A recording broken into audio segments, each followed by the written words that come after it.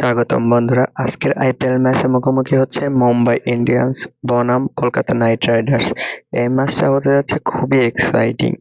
Team analysis হিসেবে আমরা যদি বলতে চাই, যদি আমরা মুম্বাই ইন্ডিয়ান্সের কথা বলি, তাদের ব্যাটিং লাইন আপ অনেক স্ট্রং এবং তারা বিগ ম্যাচে ভালো পারফর্ম করে।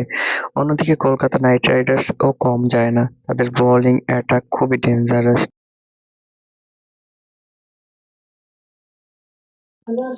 প্রথমে যদি মুম্বাই ইন্ডিয়ান্সের কথা বলি, এই টিমটা সবসময় বিগ ম্যাচে ভালো পারফর্ম করে।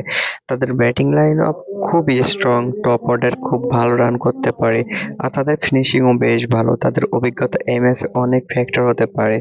অন্যদিকে কলকাতা নাইট রাইডার্সও অনেক কম ডেঞ্জারাস না, তাদের বোলিং অ্যাটাক খুবই স্ট্রং, স্পিন এবং পেস দুইটাই ব্যালেন্স।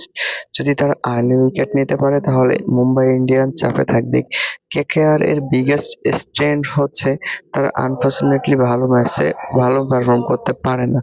আজকের ম্যাচে কিন্তু কে ব্যাটেল থাকবে, এমআই এর ব্যাটসম্যান বা কেকেআর বোলার পাওয়ার প্লে ওভার্স খুব ইম্পর্টেন্ট হবে। যে দল শুরুতে ভালো করবে তারা এগিয়ে যাবে। এই ছোট ছোট মোমেন্টই